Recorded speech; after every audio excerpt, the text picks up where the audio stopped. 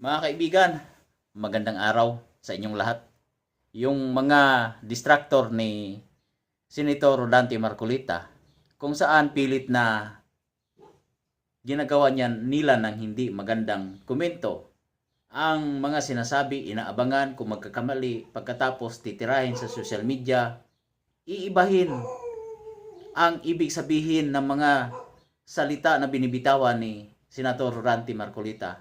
Ngunit, ang nakakatawa, hindi sila kinampihan ng Malacanang. Bagkos, si Senator Rodante Marcolita mismo ang kinampihan ng Malacanang. Ito po, panoorin po natin ang pahayag ng Malacanang. Nakakatawa itong mga taong ito. Walang magawa sa buhay kundi manira ng kapwa-tao na samantalang nagtatrabaho ng tama para sa Pilipinas ang taong ito, mga kaibigan. Ito po. Alam naman po natin ang isa sa elemento po ng treason ay dapat mo po na merong actual state of war. So wala naman po tayo sa ngayon na wala po tayo sa estado ng actual state of war. Una rito, sabi umano ni Tariela, kung ang isang Pilipino ay nagdedepensa sa posisyon ng China, hindi na ito nagpapakita ng pagiging makabayan. Tumanggi namang magkomento si Castro sa debate ng ilang senador sa Senado patungkol sa issue ng West Philippine Sea at kung hanggang saan ang sakop ng Exclusive Economic Zone ng Pilipinas, batay na rin sa arbitral ruling. Unang-una, kung ano man po na pagdidibatihan sa Senado, ginagampanan lang nila ang kanilang tungkulin at meron po tayo sinasabi na freedom of expression. Pero ang nais din po ng Pangulo, maipahatid ninuman ng bawat Pilipino kung ano ba ang ating karapatan sa ating teritoryo, kung ano ba ang interest natin sa West Philippine Sea. Pagbibigay diin ni Castro, sa simula pa lang ay naging malinaw na ang paninindigan ni Pangulong Ferdinand Marcos Jr. na walang anumang bahagi ng teritoryo ng bansa ang isusuko. Ganun pa rin po ang posisyon ng Pangulo.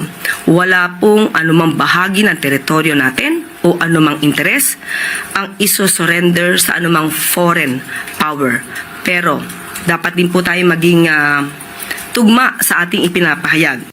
Una rito sa programang Saganang Mamamayan, nilinaw ni Marcoleta ang tungkol sa kanyang pahayag sa isyu ng Kalayaan Island Group na hindi naman umano nasa sakop ng Exclusive Economic Zone ng Pilipinas. Sinabi ni Marcoleta na nasa labas ng ating EEZ ang KIG, kaya paano umano ito malalagay sa buong West Philippine Sea?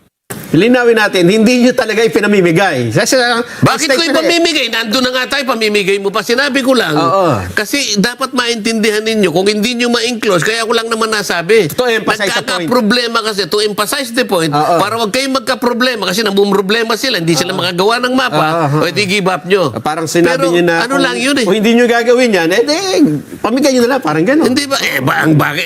Bakit naman na 17 years na nakakaraan, ba't di nyo pa magawa-gawa? Kung talagang gusto nyo gawin, matagal nyo nang nagawa yan. Giit ni Marcoleta ang kanyang mga detractors lang ang nagpapakalat ng mga negatibong balita sa kanya. Sa isang pahayag sa kanyang ex-account, sinabi ni Tariela na naniniwala naman siyang isang makabayang public servant si Marcoleta na kayang panindigan ang ating karapatan sa West Philippine Sea. Inimbitahan din niya ang senador na sumama sa susunod na Marine Domain Awareness o MDA flight ng Philippine Coast Guard sa Kalayaan Island Group. Para sa 100% balita, Madeline Villar Moratillo.